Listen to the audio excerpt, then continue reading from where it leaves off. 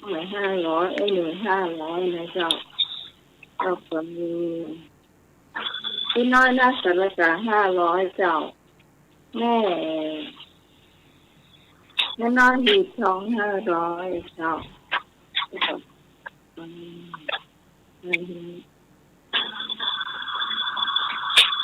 เอสลีเนาะ500เจ้านั่นเองทหารที่ได้คือทำเพิ่นมาที2,000นะเจ้าตรงวี่มันละ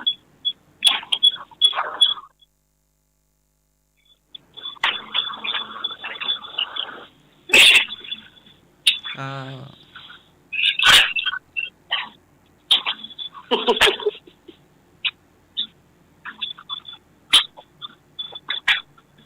ันหมายว่าต่อเลย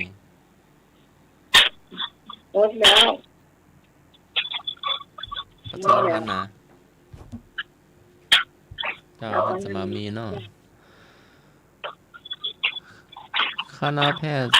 ศาสตร์มหาวิทยาลัยเชียงใหม่ขอเชิญร่วมทำบุญทอดผ้าป่าสามัคคีประจำปี 2565 สมทบทุนค่ารักษาพยาบาลพระภิกษุสงฆ์สามเณรอาพาธของโรงพยาบาลสงฆ์แห่งโรงพยาบาลมหาราชนครเชียงใหม่กำหนดการเวลา 9 นาฬิกาถึง 14 นาฬิกาคณะสงฆ์พร้อมคณะศรัทธา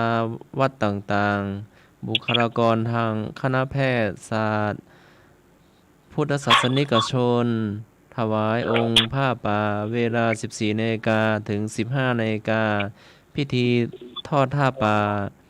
สามัคคีประจำปี 2565 ในวันศุกร์ที่ 9 กันยายน 2565 เดือน 12 เหนือขึ้น 14 ค่ำ ณพระวิหารหลวงวัดพระสิงห์วร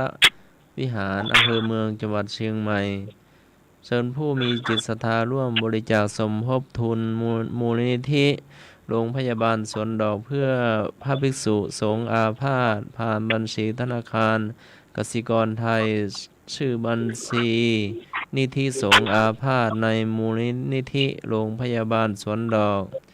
เลขที่บัญชี02131669999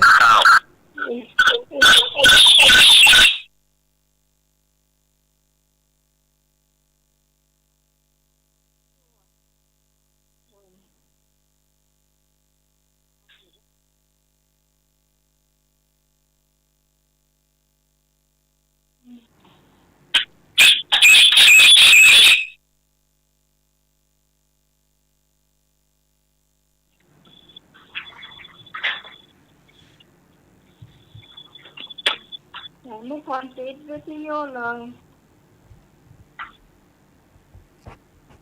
ที่ดูก็ไม่ได้เปิดนี่มันดังมาจากไหนอ่ะ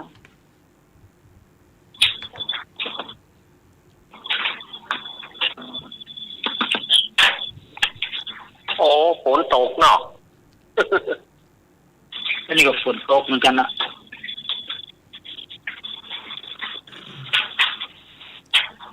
ดกพิธีเจริญพระพุทธมนต์พิธีเจริญพระพุทธมนต์นวคะหายุสมธรรมถวายพระราชกุศลแด่สมเด็จพระนางเจ้าสิริกิติ์พระบรมราชินีนาถพระบรมราชชนนีพันปีหลวงเนื่องในโอกาสวันเฉลิมพระชนมพรรษา12 สิงหาคม 2565 ในวันอังคารที่ 9 สิงหาคม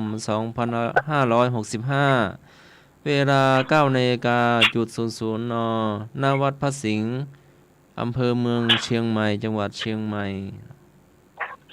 ตั้งแต่ 8 นาฬิกาพระสังฆาธิการ พระเถรานุเถระ ข้าราชการและ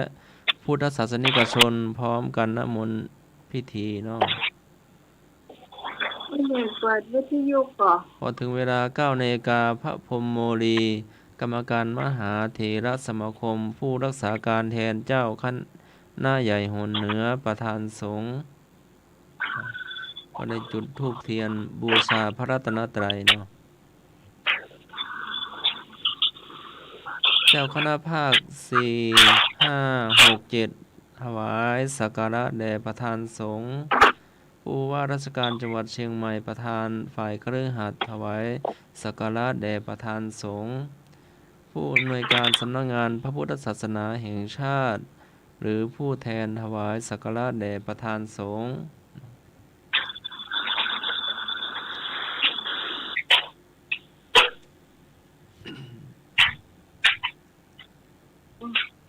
ได้ไปล่ำไปเลย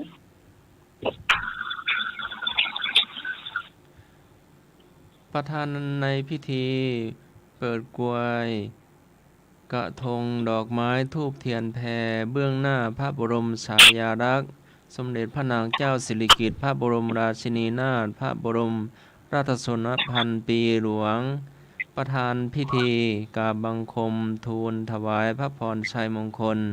บรรเลงเพลงสรรเสริญพระบารมีเจ้าหน้าที่อาราธนาศีลพระสงฆ์ให้ศีล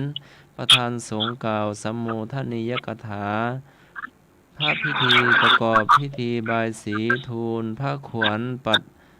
ดเคราะห์ตามประเพณีล้านนา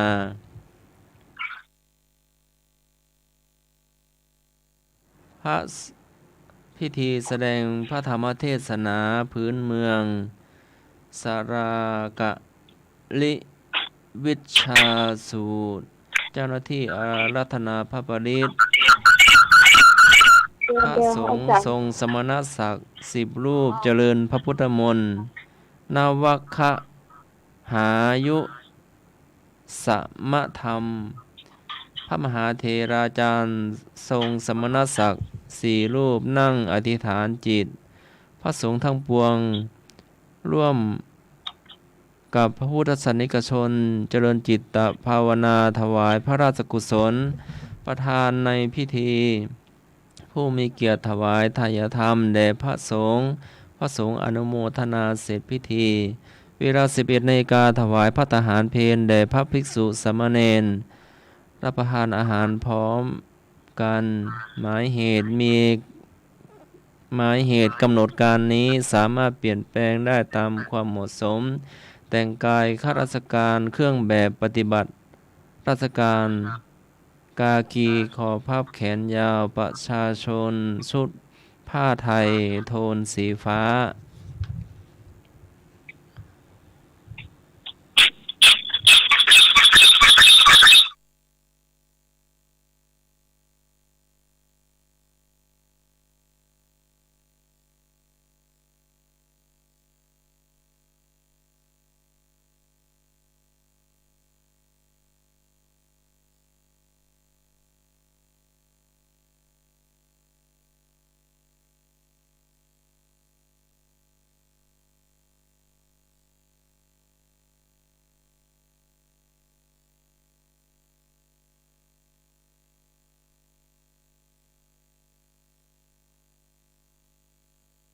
แล้วเนาะ10 นิ้วไหว้สาองค์พระสัมมาสัมพุทธเจ้าพระธรรมเจ้าพระสังฆเจ้าขอกราบนมัสการท่านผู้ในวยการสถานีกราบนมัสการท่านอาจารย์สมัครครับผม ครับผม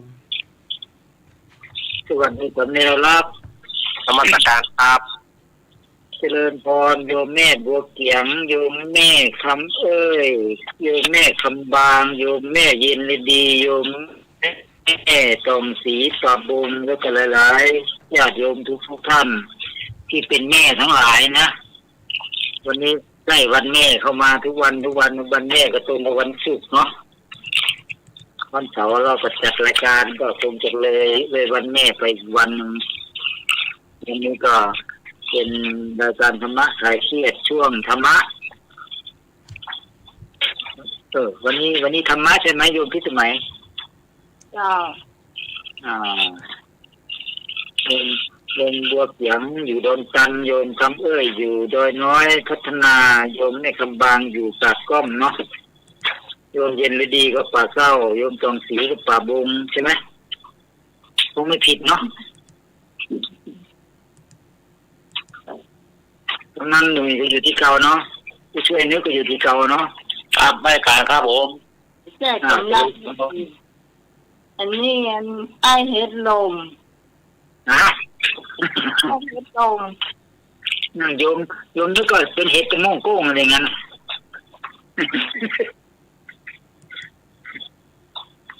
สำเนียงรักเน้น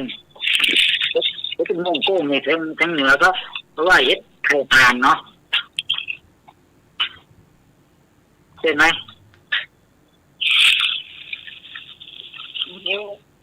เงินลักหายไปไหนโทษนะตาม สนใจตกแรงเนาะยังสมัครได้ยินไหมนี่ ได้ยินชัดเจนครับผม อ๋อชัดเจนวันนี้เสียงรู้สึกว่าฝนตกทั่วทิศทั่วนั่นเลยเนาะเดี๋ยวโดนตันตกมะยมทิศสมัย บทกเจ้า สันติธรรมน่ะโยมหน่อยว่าไงสวยหรือเปล่าสวยครับผมสวยครับอ๋อสวยนี่แบบว่าไม่เป็นน้ำเป็นตนเนาะครับอ๋อให้สงสารเมื่อวานมาเยอะอ๋อสงสัยสำเนียงรักสงสัยหลบละสงสัยฝนฟ้าถ้าจะแรงหน่อยนะไม่มีครับอ้าวนึกว่าไปเสียแล้วไปเชื่อไม่ไปเตี้ยครับผมเฮ็ดเป็นมงโป้งกับเฮ็ดไข่หานี่เหมือนกันก่อ ถ้าการซื้อเกิดให้หนุ่ย อ๋อ หายเจ้า ครับอ๋อยังอันเดียวกันนั่นนะอ๋อเฮ็ดว่าจะทอดแล้วเฮ็ดโคนนี่เหมือนกันไหม ไม่เหมือน